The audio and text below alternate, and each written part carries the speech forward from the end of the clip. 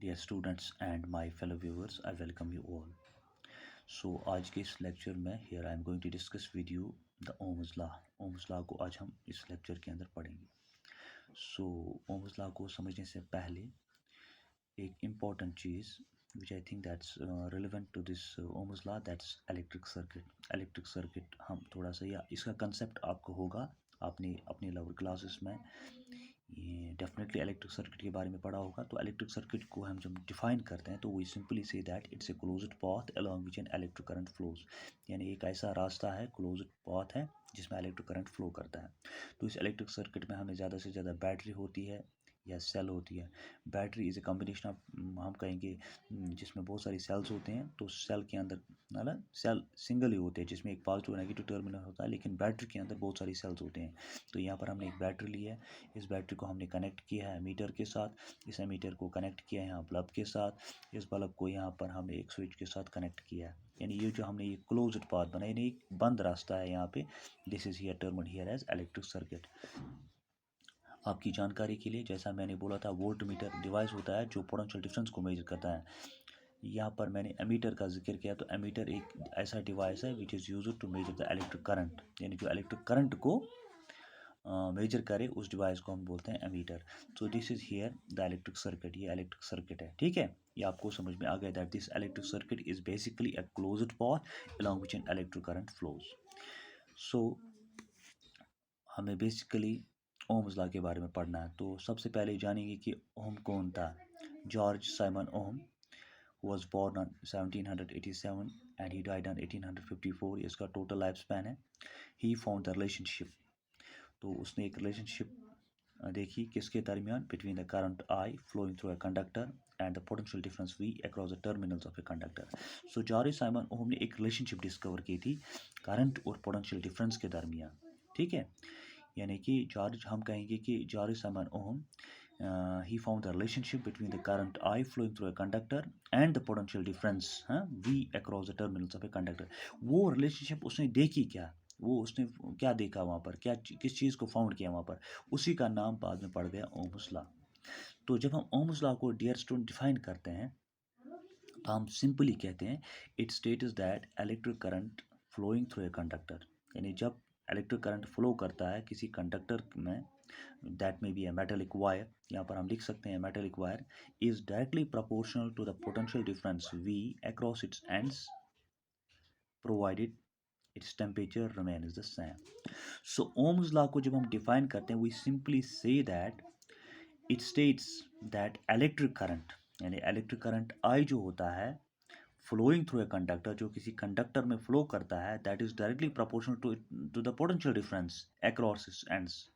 यानी उसका मतलब यही है कि जितना हम किसी कंडक्टर में इलेक्ट्रिक करंट डालेंगे उतना ही उसका पोटेंशियल डिफरेंस बढ़ेगा, ठीक है. या इन अदर वर्ड्स हम ये भी कह सकते हैं जितना पोटेंशियल डिफरेंस बढ़ेगा किसी कंडक्टर में उतना ही इलेक्ट्रिक करंट उसमें बढ़ेगा. वही हुआ डायरेक्टली प्रोपोर्शनल.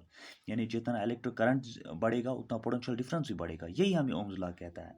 लेकिन provided the temperature of the conductor remains the same. एक ही बात का ख्याल रखना है कि ये जो टेम्परेचर है कंडक्टर का, जो टेम्परेचर है ये कांस्टेंट रहना चाहिए, सेम रहना चाहिए. So here we understand that Ohm's law states that electric current flowing through a conductor is directly proportional to the potential difference across its ends provided the temperature remains the same.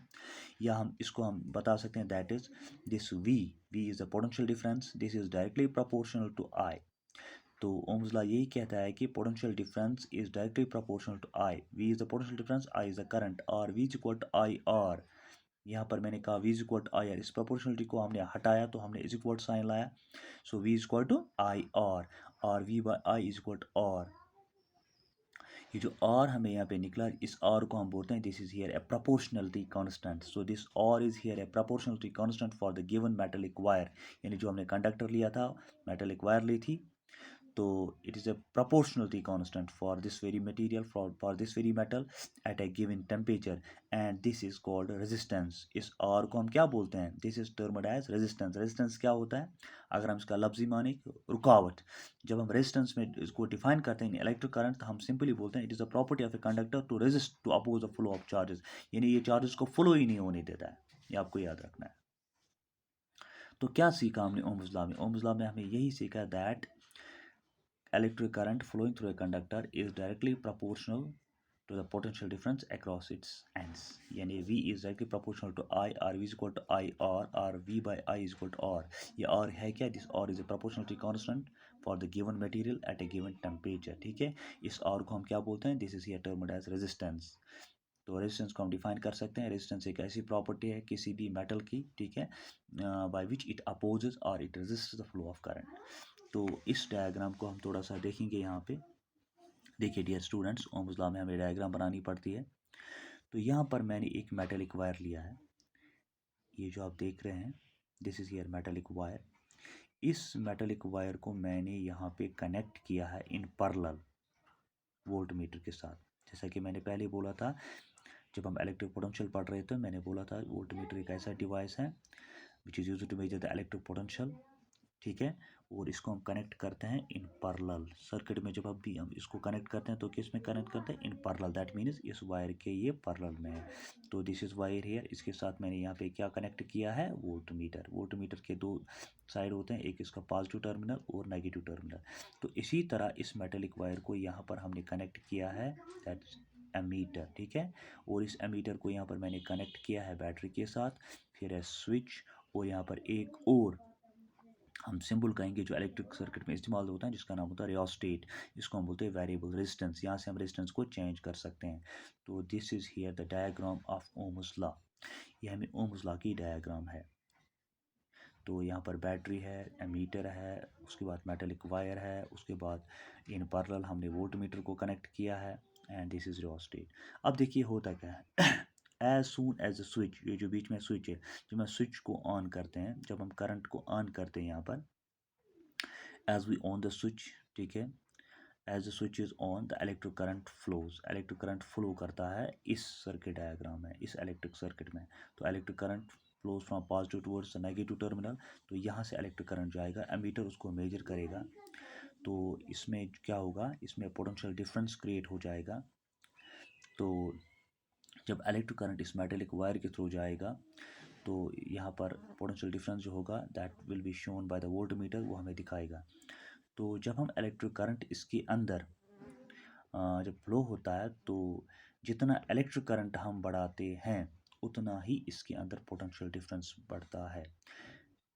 इसी तरह इसको हम repeat कर सकते हैं। जैसे मान लीजिए हमने 10 एम्पियर का इलेक्ट्रिक करंट लिया, उसके बाद हम 20 एम्पियर का इलेक्ट्रिक करंट डालेंगे, उसके बाद 30, तो 30 एम्पियर इलेक्ट्रिक करंट होगा किसके बराबर? हम कहेंगे 30V के बराबर। 10 होगा 10V के बराबर। इसी तरह तो जितनी भी रीडिंग्स, जितनी भी हम कहेंगे कि फ्रीक्वेंसीज ऑफ करंट इसमें इसके अंदर डालेंगे, उतनी हमें हमेशा हर बार हमें क्या आएगा?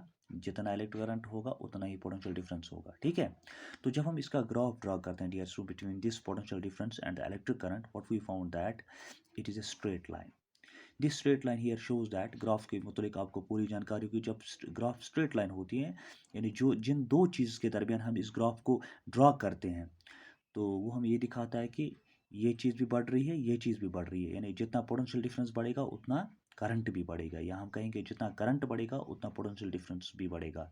सो इस तरह जो ओम्स लॉ होता है ये वेरीफाई होता है इन द लेबॉर्ट्री, यानी लेबॉर्ट्री के अंदर आप इसको वेरीफाई कर सकते हैं कि ओम्स लॉ क्या कहता है, या experimentally it has been proved that electric potential is directly proportional to the current flowing through a conductor. So this is all about the Ohm's law. I hope you have understood it. Inshallah I will meet with you. Till then, Allah Hafiz.